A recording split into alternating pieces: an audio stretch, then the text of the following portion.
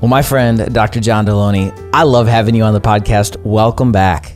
Hey, thanks, man. Thanks for having me here. I love being here. It's good to see you, man. Likewise. Hey, we're headed right into the holidays. In fact, tomorrow's Thanksgiving Day, and we've just come through a wild presidential election. No doubt family dinner conversations tomorrow around the country are bound to be feisty, to say the least. So today, I'd love for this conversation to act as a playbook for navigating awkward family gatherings during the holidays, right? The fact that you asked me to be the person to help navigate this with you is indeed ironic. So I look forward to getting into this with you. Well, it's good. And guys, I'll just kind of clue you in, and I'm going to just take a sidestep to promote it. The Dr. John Delony Show, part of the Ramsey Network, is an amazing podcast. It's a call-in show. And you've been talking about some of these really, really hardcore visceral issues with people. So I thought, okay, you know what? We're headed into the holidays. Mashed potatoes are about to be thrown all over the kitchen. So we gotta talk. So here's where I want to start. The first and only person I think we can really control is ourselves. We've got to start here. So let's talk about setting personal boundaries and expectations before we even get in the car and head to family dinner with Auntie Martha. So I like to paint this as a picture of a fantasy. And usually we paint a picture of a fantasy where we are either the victim or the hero. And so if you've entered into these spaces, these awkward family gatherings, sometimes they're dating, like where multiple people are all going out, or just really any group, but they're particularly acute with family, is we're going to enter this space where we're going to already be having these conversations that I know she's just going to ask me about this. It's going to be so hard. And we're already going in with a victim stance. Or we start having weeks out these imaginary conversations about when my dad starts bringing this up, I'm going to let him know that, you're not going to do any of this stuff. But what you're doing is you're prearranging fights. You're prearranging getting beat up. Instead of framing, here's reality. Here's what I'm going to allow. Here's what I'm going to say. Here's what I'm going to respond to. And really get into this core question, Chris. What is the purpose of getting together as a family? Is it to be right? Is it to still try to live out some childhood challenges like they don't think I'm smart, so I'm going to show them this time? Or is it just being together? Is it just this act of let's just be together? Let's just enjoy each other's company. If somebody says something that hurts, let's just let it roll off and let's go on to the sweet potatoes and get some extra marshmallows, because we all know that a little extra sugar helps shove our problems down in the short term, right? It's kind of true. So it's really getting back to that, why are we even getting together, right?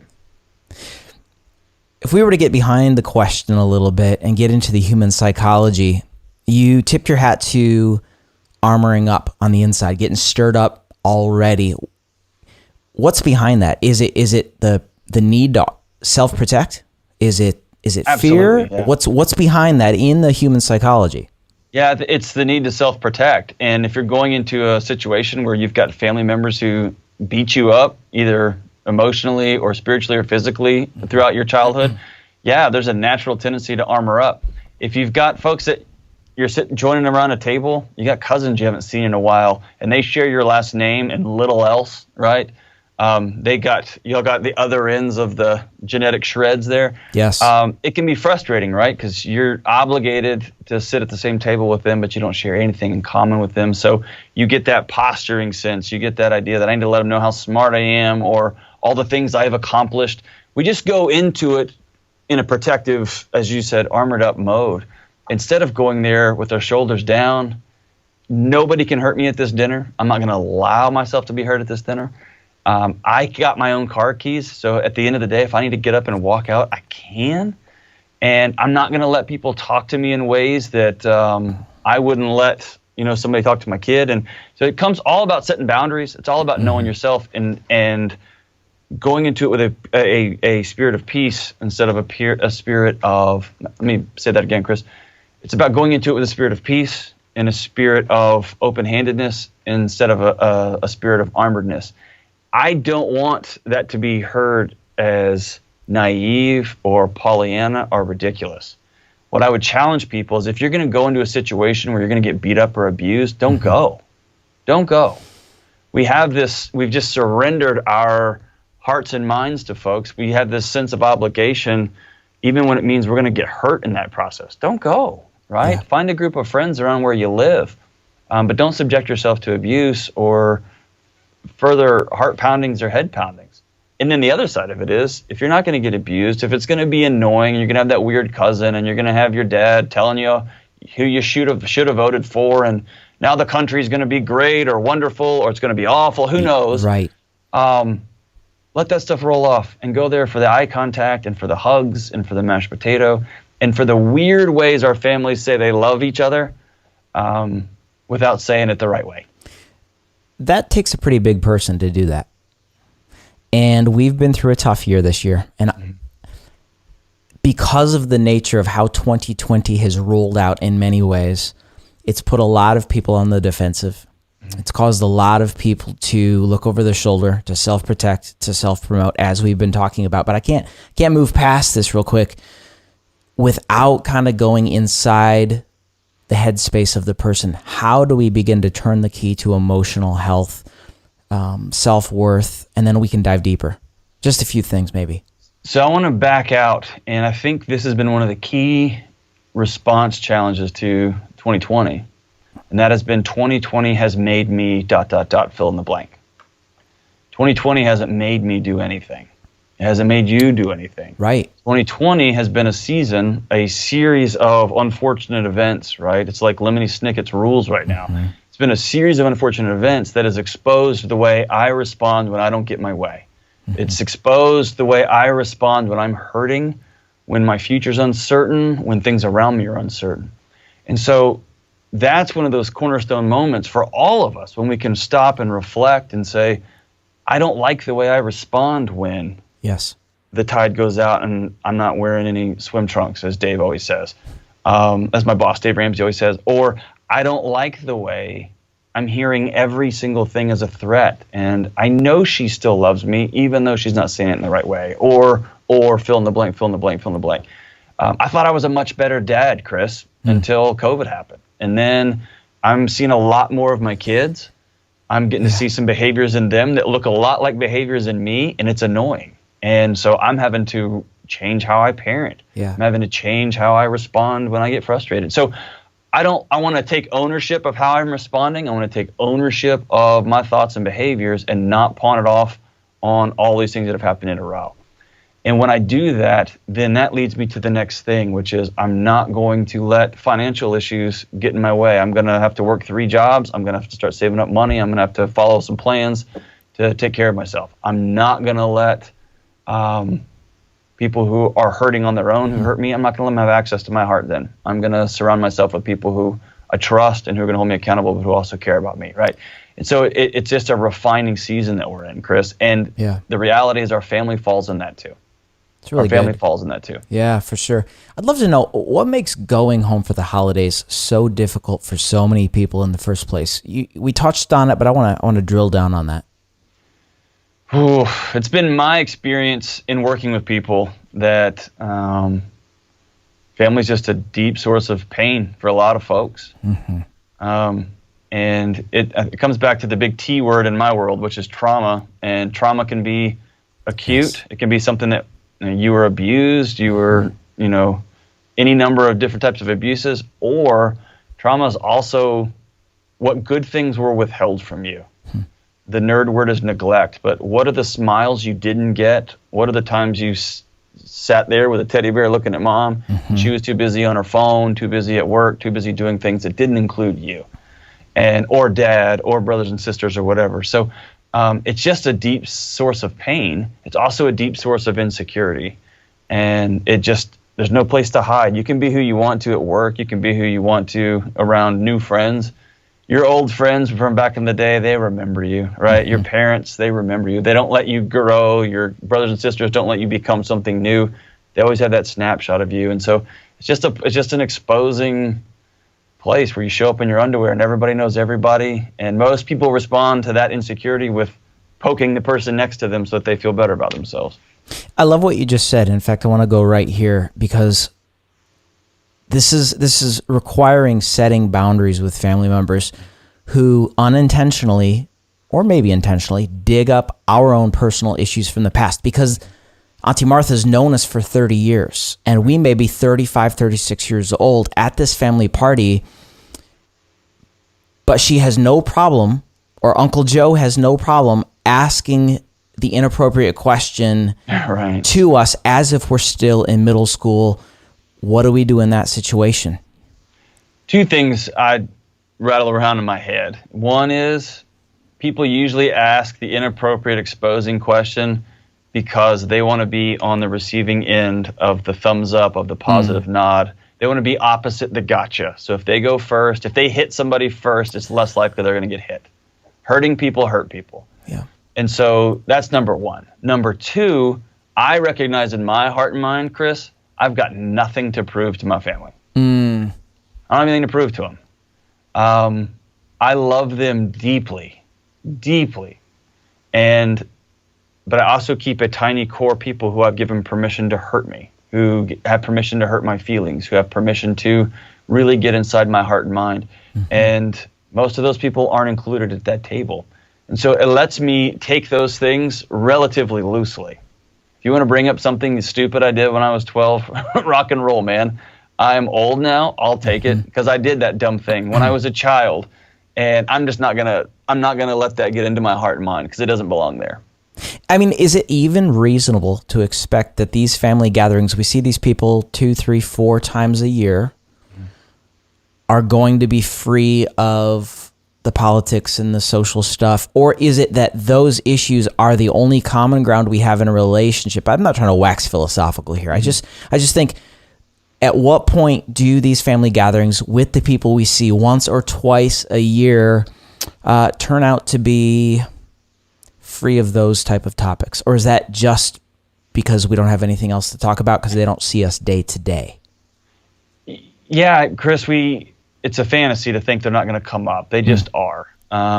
Unless, and it would be cool to see people start doing this. This is something that happens in my home, in my extended family home, is we say these conversations are off limits. We're not talking about this when we come. Sometimes my sister will send it, my wife will send it, I'll send things. We will not talk about the following at this get together. And it just frames it, right? And so that way when somebody mentions it, it makes everybody uncomfortable. Then anybody in that room can say, we all said we're not talking about this. And it just ends it right there, right? So that's number one. It's a fantasy to think those aren't going to come up. The second thing is you mentioned it, Chris. This also exposes we don't have real-time relationships with our families like has happened generationally, right? We pack up and move away. And so our family doesn't know us. We're essentially strangers bound by blood and obligation, right? Yes. And so we don't have relationships. So we end up talking about the things of the day. And the things of our day, Chris, are exclusively negative, exclusively end of times related. And so it's no wonder all we're going to talk about is negative things. It reminds us to keep a more regular, positive, how are things going? Are you doing great?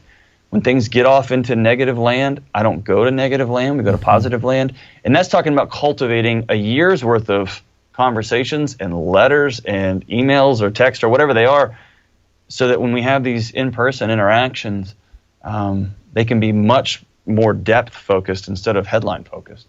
You know what's interesting about this is there could be people listening to us right now who are saying, man, there's no way that all these other families out here are as crazy as mine. I wish I could be in a family, right? They are, dude. Yeah, okay, so, yeah, exactly. I want you to go there because you talk to callers on the daily.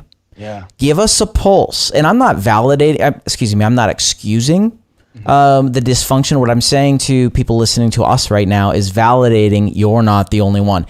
Give us a pulse on what people are dealing with, what your callers are calling in with, so that we can kind of wrap our arms around this and say, hey, number one, you're not alone, but number two, we are going to give you strategies to work this out in a healthy way. Yeah, to norm it, man, everyone's got family that they just go, oh boy.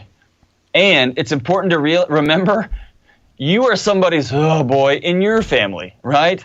They're like, oh, great, Chris is coming this year. Well, here's another, right? That's dude, I can cook, though. I can cook, so that makes up for... You do bring the cooking. My yams will. That's like come to Jesus. My greens and yams.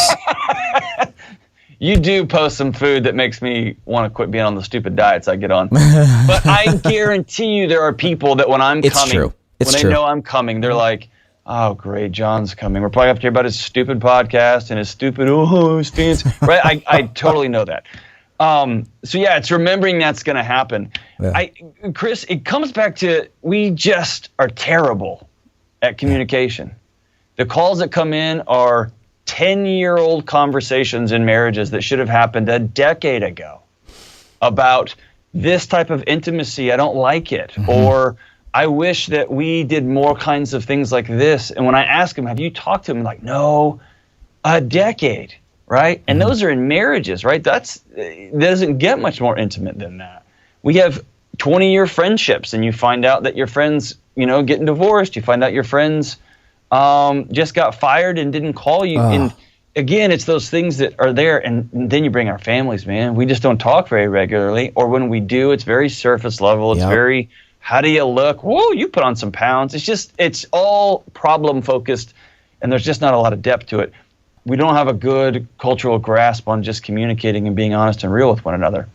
Parents still are judging their adult kids as though they're 12. Mm-hmm. And adult kids are still hearing feedback and insights from their parents as though we're 7, right? And we just have not tilted that teeter-totter up to where we're just acting like grown-ups with one another. And at some point, Chris, one of us has to go first. We just have to decide, I'm not going to give you permission to hurt my feelings. I'm going to tell you I don't want to talk about the election. I know who won is who won.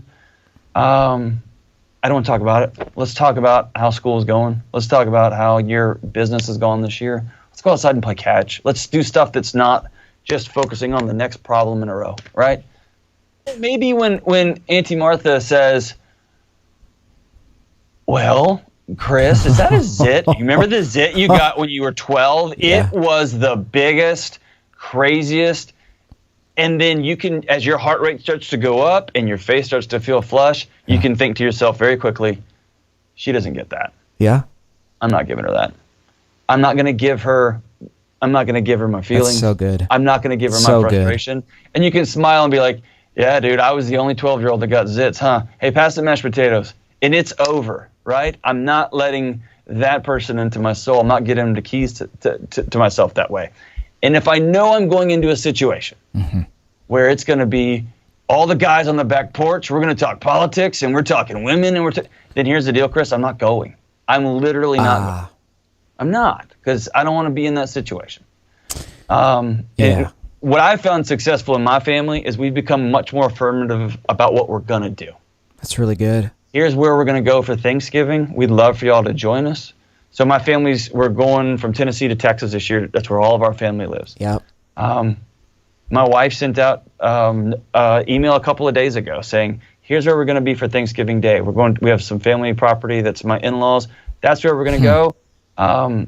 It's a neutral site for us. It's in the woods. It's got some campers there. Those people will go hunting and drive four-wheelers around, whatever. That's where we're going to go for Thanksgiving. We'd love for everybody to join us. That's so good. And then when it comes to meeting my family, we're going to meet y'all here. We're going to get a hotel here because my parents have a smaller house. And that way we're taking off all of the weird, we show up and we're on an air mattress and, we always have to be on an air mattress. We can own some of this. We can start budgeting months out because we know we're going to get a hotel for things. And everyone has a wonderful time, right? And so we act like, Chris, we act like holidays surprise us. Like they just show up out of nowhere. They don't, man. And we dread them, and I have to take ownership of the drama I'm bringing to this and the drama I'm allowing in my life. This is going to sound repetitive, but what I want to do is, again, create this playbook for the listeners. And so if we were to say, here are 3 decisions then, having heard Dr. John Delony talk about these emotional ramifications in play, what are a few key decisions that we can make to establish emotional boundaries before even going to the event? So it's like, hey, honey, we may have our physical bags packed, but we need to make sure our emotional bags are packed as well so that we're entering this thing, as you said, healthy from the inside out. Yeah. So I think number one is, and I'm rattling these off the top of my head. Yep. So I think number one is come to terms with the purpose of the trip. Is the purpose of the trip to honor your parents, let them see their grandkids? If so, let all the stuff roll off, right? Is the purpose of the trip to reconnect? You miss them deeply and you love them. Let's get together. What is the purpose of the trip? Number two, come to terms before you leave with the things you will talk about and the things you won't. And if you're someone who cares about their heart and mind, let that be known before you get there. Yeah. After, I think this would be a great Thanksgiving to have a no politic discussion Thanksgiving. I love have it. somebody with the courage in their family to call it. Let's talk about other things. Let's talk about religion, something less third rail, right? Whatever the thing is, right? But let's just say we are not going to talk about politics. Yeah. We are not going to have a TV on during Thanksgiving. Wow. Like, let's just say we're going to have no screens and we're going to go outside and play games or whatever. Go to the dollar store and buy some games. Go to Walmart and spend $30 on a Monopoly game, whatever. Come with some proactive ideas. Don't come ready to complain and be a victim. And don't come ready to have imaginary fights. That would be the third one. See, up here in Detroit, there is one thing that we all can agree upon, and we turn on the television and we watch the Detroit Lions get massacred every Thanksgiving. The Cowboys, so that's right. Tomorrow we're going to be turning on the television and going, yeah, we can't agree on who won the election, but I tell you what, these Lions suck. That's right. All of America can join you in that sentiment, right? Unfortunately, it's true. But you do have the best looking quarterback in America, so that's cool. He's right? solid. He's got an arm. Yeah, he does. Hey, if we have a pretty decent family overall, but we have just one particularly toxic relative, what advice do you have about dealing with them? That's a great question. Be really direct. Be very direct about your boundaries. Most people are the emotional bullies like that, or the socially unaware folks. They need a directness, which is, hey, do not hug me, please. And with the period at the end of that sentence. Hey, I don't want to talk about politics right now. Thank you. And walk away. Yep. And literally, it's that simple. And if somebody's rude, if somebody gets intoxicated, someone's a jerk, you can ask them to leave. Or at the end of the day, as you open this, all I can control is me and my thoughts. And so I may go to my mom and say, because Uncle whoever is acting that way, we're going to step out. We'll come see you in the morning, but we're going to head out. And it's just me owning me at the end of the day. But I find a lot of that stops right immediately with a direct, I've asked you to stop hugging me, please stop hugging me. Please do not talk to my child like that. Don't say that word in front of my kid. It's being very direct. And at the end of the day, you don't need their approval. You're not still trying for their gamesmanship. You're coming to have a peaceful time of reconnection. That's good. What are some of the biggest misconceptions or relational mistakes we make when setting ourselves up for holidays with awkward family members? Fantasy, myth, and fantasy. I think we often get in the car and we drive hoping this Norman Rockwell painting is going to finally emerge. I'm hoping Dad finally doesn't do that thing that he always does. I'm hoping that Mom is finally going to not bring this one thing up that she always brings up. And it happens every year. And so we just set ourselves up to be re-hurt. And we fall for it every time. And sometimes the hurt gets deeper and deeper and deeper. Or the other side of it, which is setting ourselves up to, it's going to be so awful and so awful and so awful. And then it's actually pretty great if I would get out of my own dumb way and quit bringing poison in my bags to this event. It'd be pretty nice. Are people weird? Yes. Is the food not that great? Yes. Yeah. Is, whatever? Yes. Does Aunt whoever talk too close? Yes. But is it mostly lovely? Yes. Right? And so really it's being really honest with yourself and being honest with where you're going and where you're heading into. We just live in a fantasy world when it comes to that stuff, Chris. It's dangerous. Yeah, it's really dangerous. It's unhealthy. I love that you said it's unhealthy, because I think that hits the bullseye even more. It's the potholes and the gaps, guys, of expectation meets reality. When we set ourselves up in presumption and assumption, we're headed for a pothole. And I think what we've got to do is get a hold of what Dr. Delony said. Bolster yourselves up, create realistic expectations, and go forward with that. Um, and create very firm boundaries. Yes. And this may sound ridiculous or cheesy. Here's what a good counselor does. They let you practice social situations before you go to real social situations. They let you practice, take on having real relationships and listening and giving feedback, receiving feedback that you can take with you to the real world. Similarly, if you have an uncle that just has no boundaries, if you've got an aunt who's just rude to your kids, get a friend, get someone that you work with, get your husband or wife or girlfriend or boyfriend, and practice. I know that sounds ridiculous, but just say, hey, this is cheesy. Some quack on the radio said to try this, and so I'm going to try it. Just practice saying, please don't talk to my kid that way. Yeah. It will feel empowering, right? Especially when you see that uncle back down. Let's talk to married couples and engaged couples for a bit, because many may be in a situation where it doesn't appear that they get along with their in-laws at all. But because of the fact that they're married or engaged, they have to spend several hours with their in-laws during the holidays. How do we do it peacefully? Remember that event's not about you. When you are an in-law, when you're a spouse or somebody's partner and you're going to their family's event, you are window decoration there. And I've been guilty of this. I've worked with tons of people who are guilty of trying to make this all about them. And it's not. It's about your wife, your husband, your fiance going to be with their family. Go and make it as pleasant of an experience as you can. And this is the pot talking to the kettle, Chris. Yeah. I've moped. I wish we could be. Man, that's so not cool. It's called the one down position. You can just drag a whole event down underneath it, right? By victimizing yourself in something. It's not about you. It's about your wife. It's about your husband. It's about your partner. It's about their family. Just go be a supportive participant. Eat the food, even if it's got gluten, dude. Just eat it. Enjoy it. Tell people that you're grateful for them. I feel so called out right now. No, I was talking to myself. Oh, are you? I am too. Yeah. I am too. No, I've got kidding. a bunch of weird dietary nonsense. Just Me too. Go eat, man. Yeah. And so it's about making yourself It's really good. not the focus of attention. I got to tell you real fast.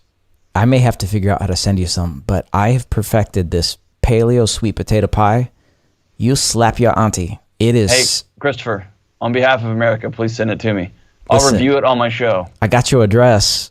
Yes, send it. So, just pass it around.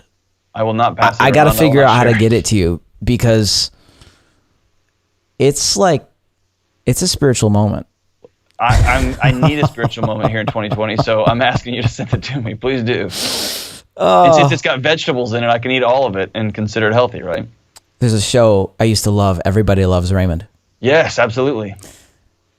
And there's an episode on Thanksgiving where Frank yells into the kitchen to Marie, "Plenty of marshmallows, Marie." She's like, "Of course." And he says, "Without the marshmallows, it's just a freaking vegetable." Yes. I love Frank. Frank Brown's yeah, no doubt. Well, hey, comparison can be super deadly, especially as we head into these times. I wish I were in this type of family. I wish my family was. Talk to people who are playing happy family with their ex and his or her new love, your kids, their kids, your new love interest. I'm sure it's really hard to expect things to go smoothly, but one thing that can ease any potential conflict is by not comparing our family to the new additions. Any thoughts on that as a counselor?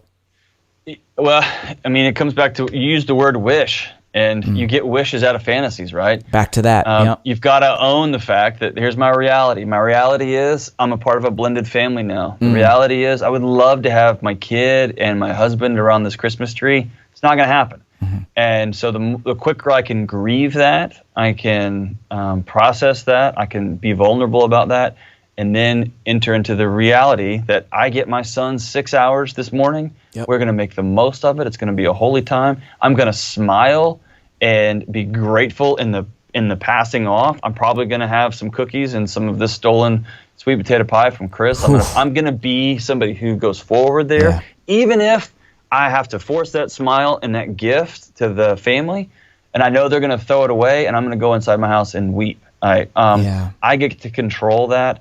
And the key there is this is about kids, and I'm not going to use my insecurity and my hurt and steal holiday memories from my child. I'm just not going to do that. If I could draw a thread, a line through this conversation thus far, I think one of the things I hear you saying throughout the entire conversation thus far is this.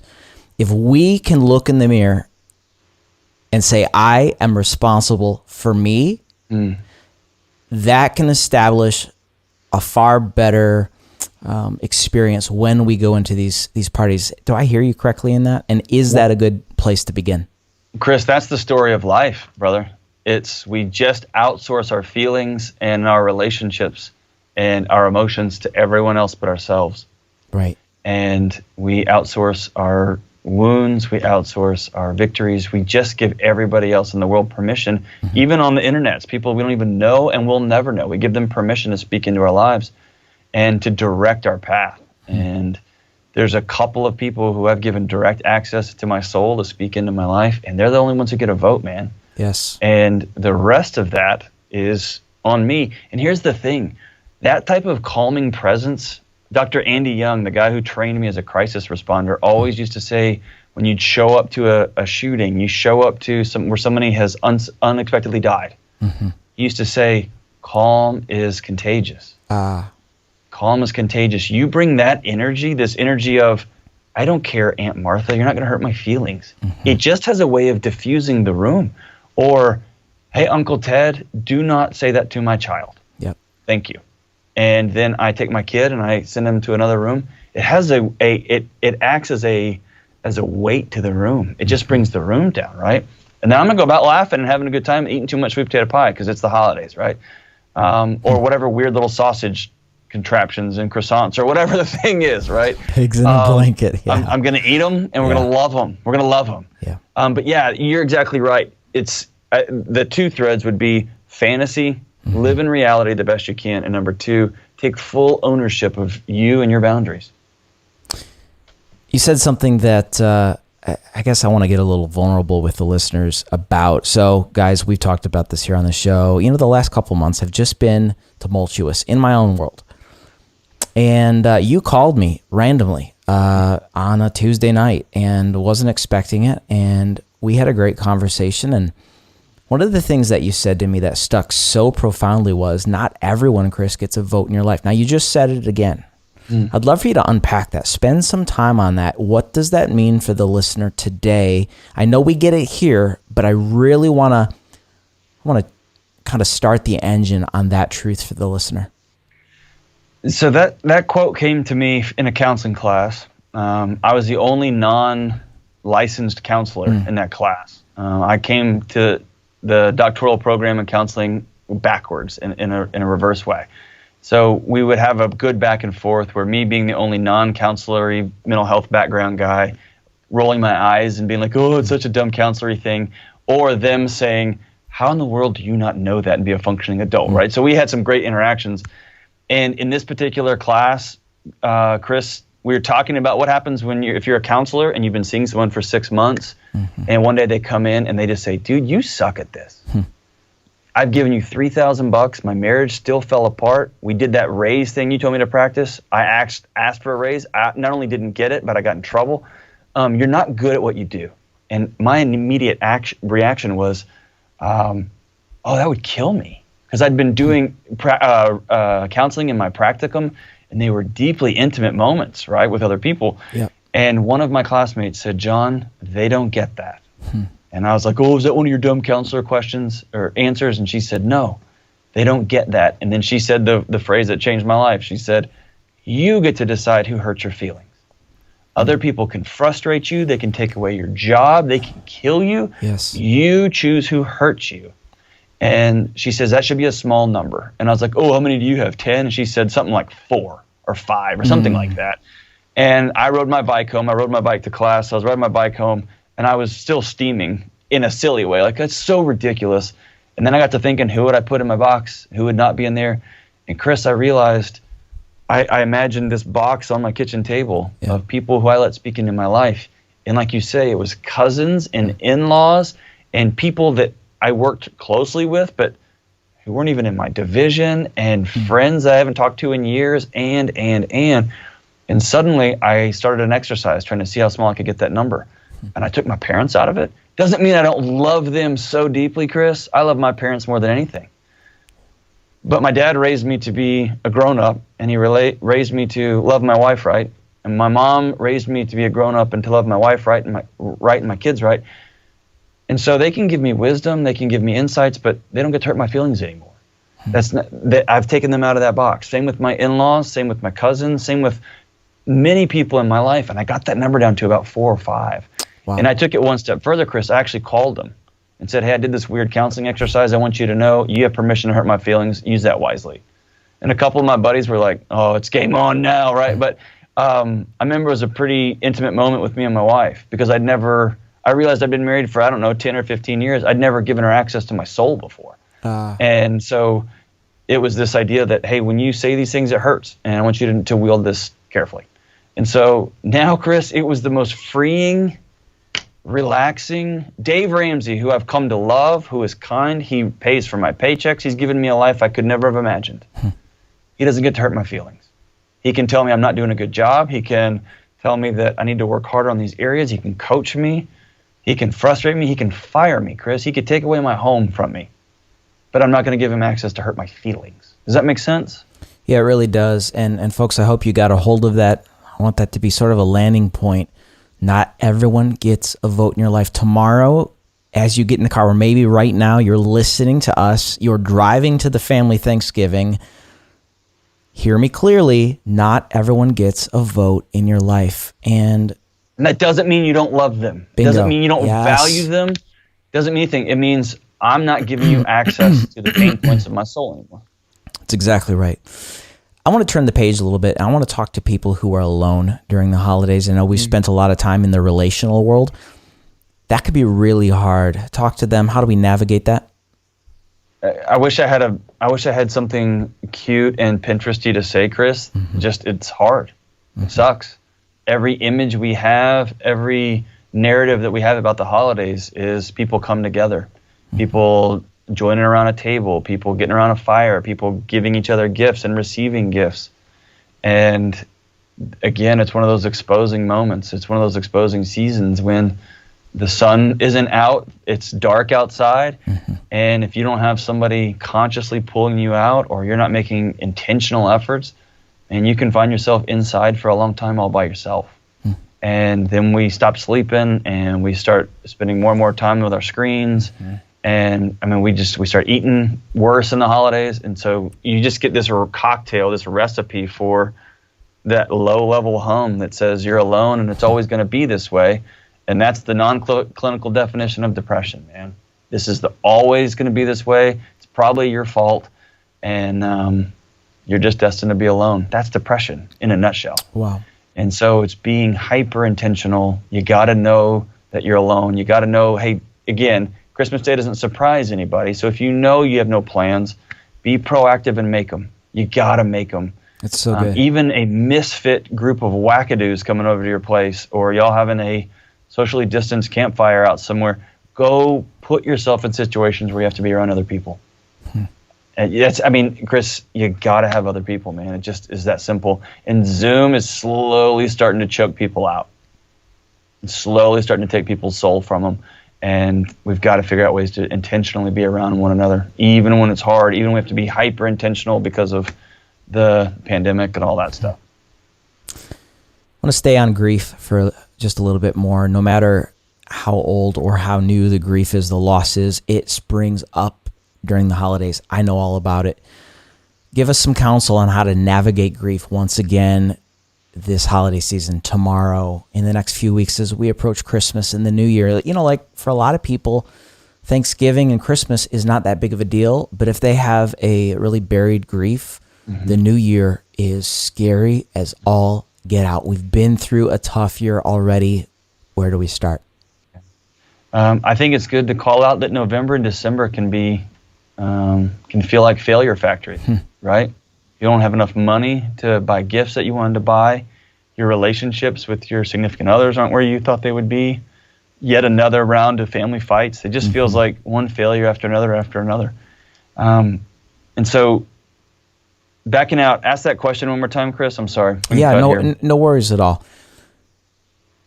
There are many people joined with us today who have new and old grief. that's still there, but it springs up during the holidays in particular.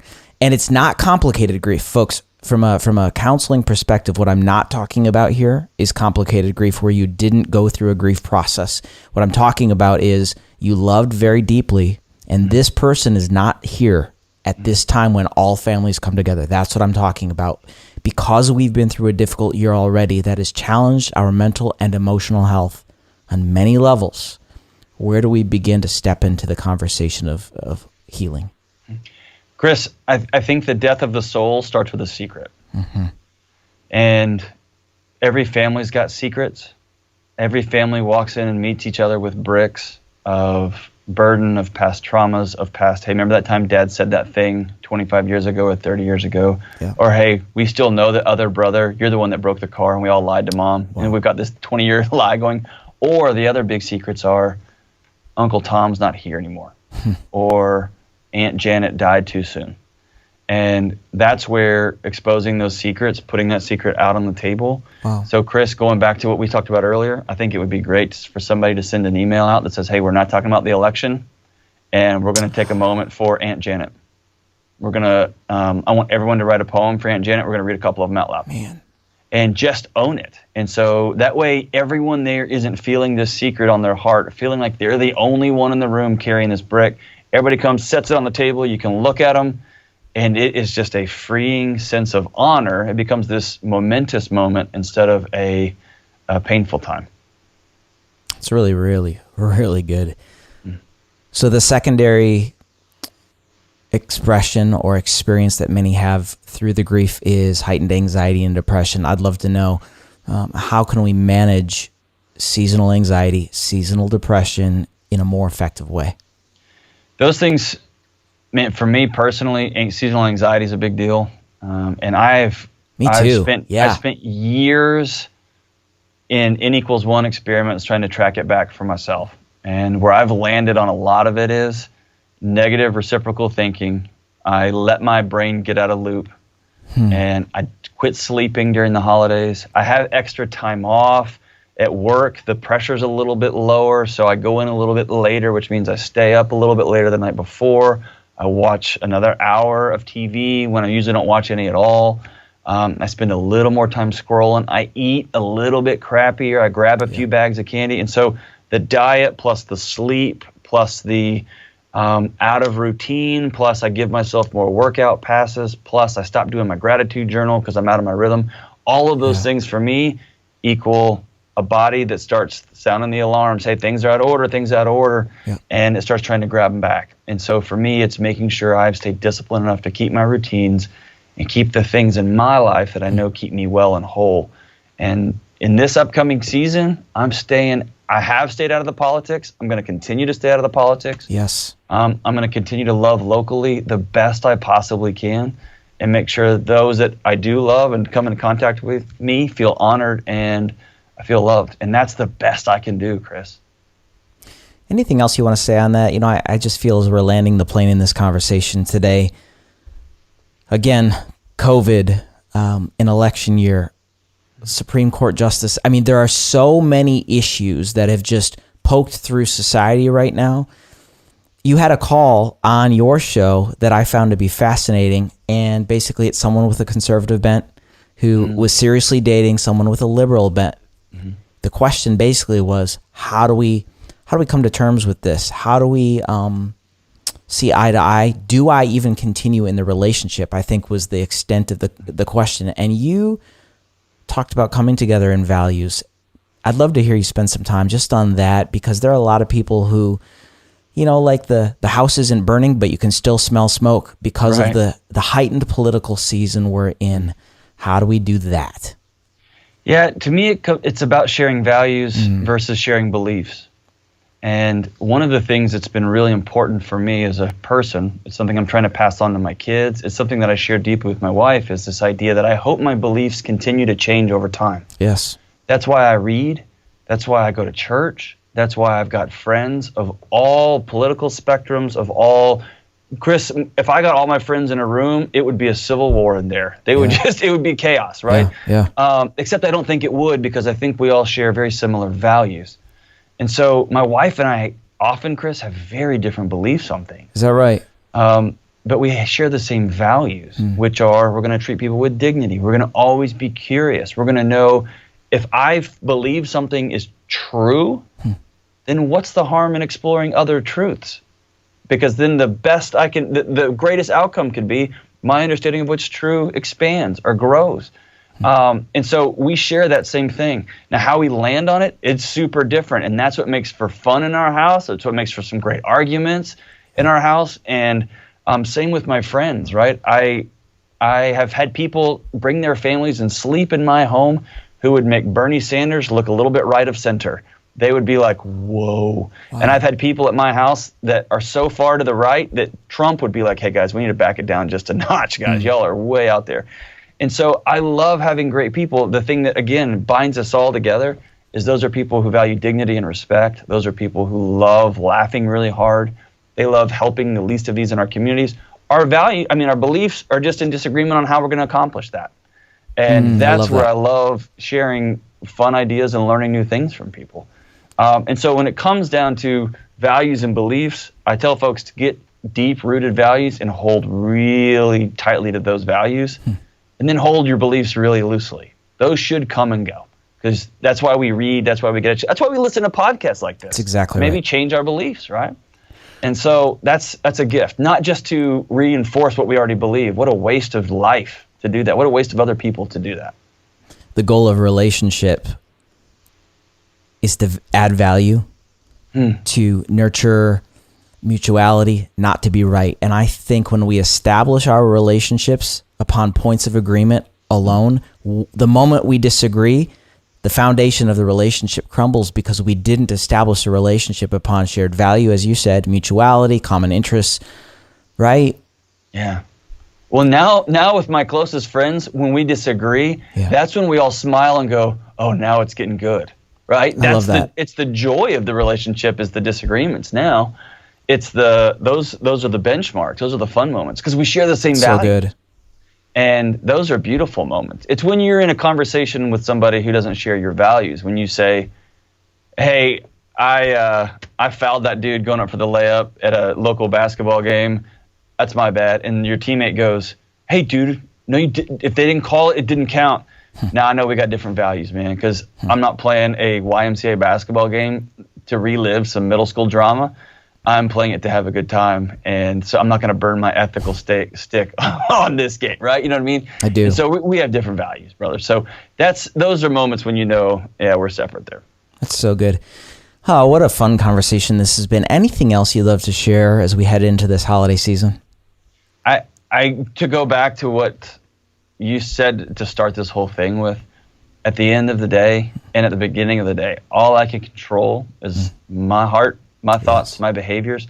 And Chris, if I can pass one thing along to anybody else, it is what I think is one of the most important scientific, psychological revelations of the last 25 or 30 years, is that optimism is a learned behavior. It is not a genetic disposition. And you can practice like a muscle, like kicking a soccer ball. You can practice looking for solution-oriented ways of being versus looking towards apocalyptic ways of ending. And it's something that you do every day. It's a skill that you get better at over time. But I really want to challenge people to fight the zeitgeist of the day, which is everything's sarcastic and everything's pessimistic. Yes. And to reorient yourself towards, there's a lot of hard stuff going on. Yeah. And look at all the incredible people we got around the table trying to solve it. That's so and good. How can I contribute to that? And it may be my contribution is just a dope plate of yams, and I'm going to bring the best yams I can to that table, right? And we're going to support that crew the best we can. But let's reorient ourselves towards being solution-oriented and there being enough for everybody. That's really good. Folks, he is Dr. John Delony. Right now, in fact, I want to encourage you, go subscribe to the Dr. John Delony Show wherever you consume your podcasts. What a show. Congratulations. I mean, you're a good friend, and I'm proud of you, man. Well done. How can everyone connect with you? You can subscribe to the show wherever you subscribe to podcasts. You can follow me at John Delony. Yeah. And There's a website, johndelony.com is there, and then you can catch me co-hosting the Dave Ramsey Show with Dave. Yeah. Usually every week, which has been fun too. You're doing a great job. I'm super proud of you. Well, I appreciate you, brother. Thank You're you welcome. so much for your constant encouragement and You're wisdom. welcome. Thank you. Hey, you're welcome. Happy Thanksgiving to you. Get to Texas safely. Go Lions. Oh my word, guys, listen, stay put. I'm going to put really, my man. sweet potato pie recipe in the show notes at wintoday.tv/episode 219. So go there now. Dr. John Delony. Hey, thanks for being here today. Thanks, brother. Appreciate you, man. You're welcome.